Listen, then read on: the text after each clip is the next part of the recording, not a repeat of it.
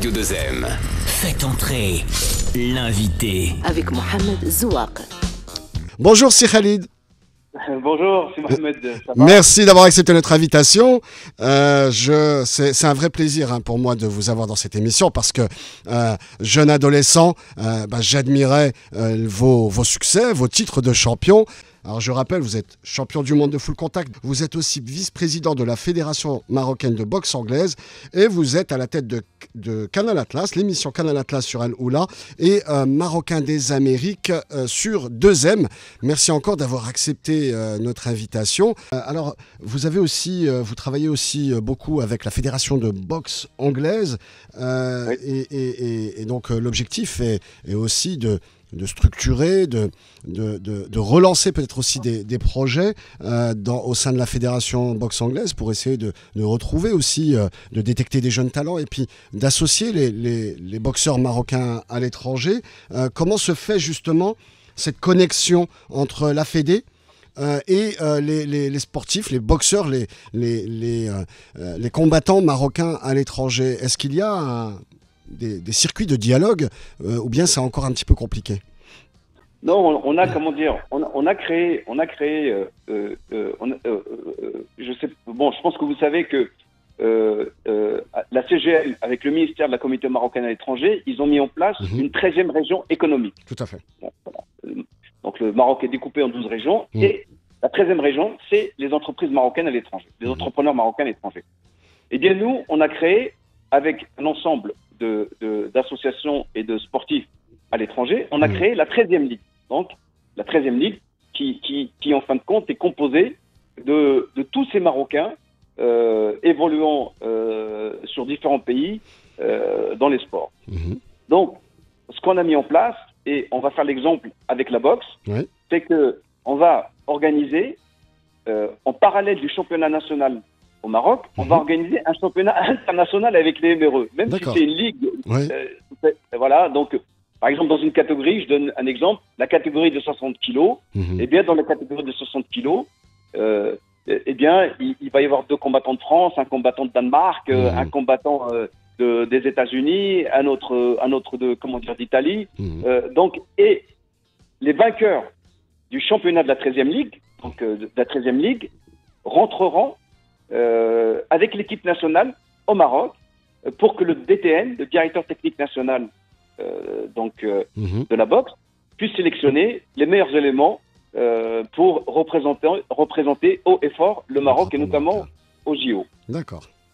Donc la 13e Ligue, c'est une nouvelle info aussi, la 13e Ligue permettrait justement de tisser les liens avec cette diaspora, d'organiser, de structurer finalement pour que cette détection se fasse plus facilement avec ce championnat marocain dédié à la 13e région. Alors il y a aussi un autre projet, je crois, que vous voulez relancer au sein de la Fédération de boxe. C'est un projet qui a déjà eu quelques éditions. C'était un trophée Mohamed VI de la boxe, c'est ça que vous souhaitez relancer? Donc le président de la fédération m'a demandé de relancer le trophée Mohamed VI de boxe. C'est un trophée de référence. Il y a déjà eu 5 éditions précédentes. Puis après, ça s'est arrêté un moment. Et après, il y a eu la Covid. Tout a été un petit peu chamboulé. Et l'idée, c'est d'en faire un trophée qui s'exporte sur le continent africain. Et d'en faire surtout un trophée où vont être mis en avant les boxeurs marocains, aussi bien les Marocains à l'étranger que les nationaux, aussi bien des amateurs que des professionnels, avec un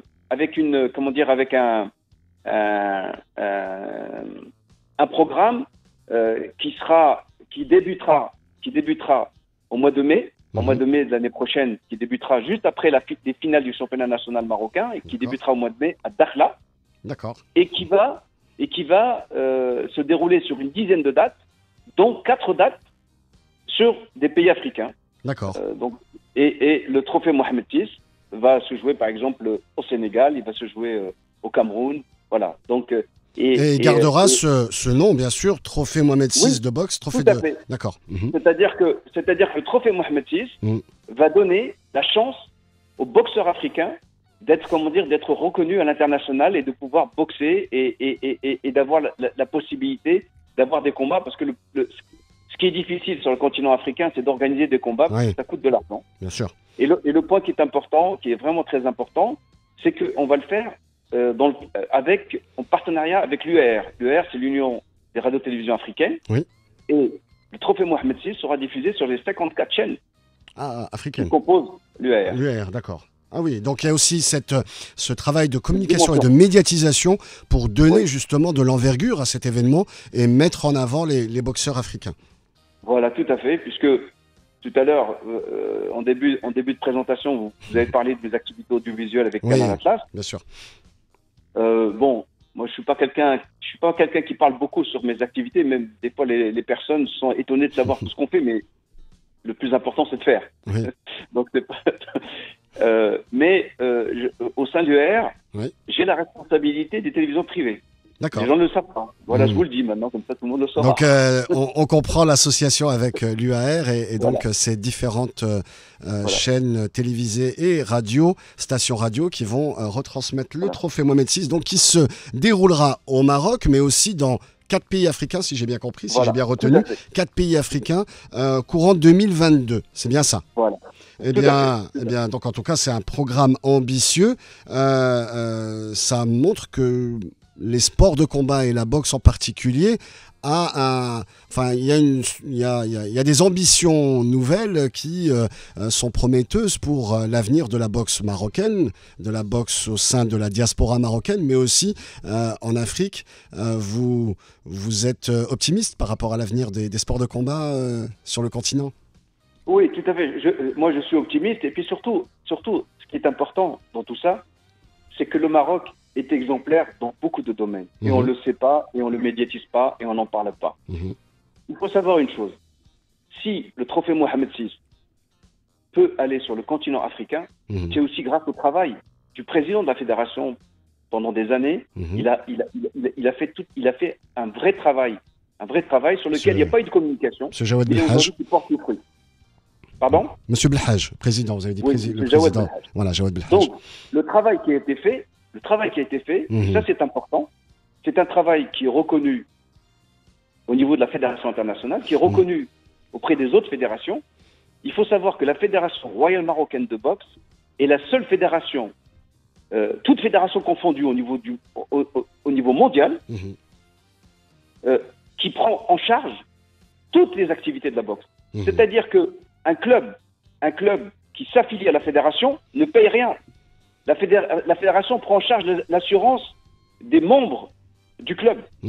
La fédération, par exemple, pendant la Covid, a octroyé une indemnité mensuelle aux athlètes, aux combattants. Voilà, à ces clubs affiliés. Et il n'y a aucune fédération qui ne prend pas d'argent sur les clubs. La seule qui le fait, c'est la Fédération royale marocaine.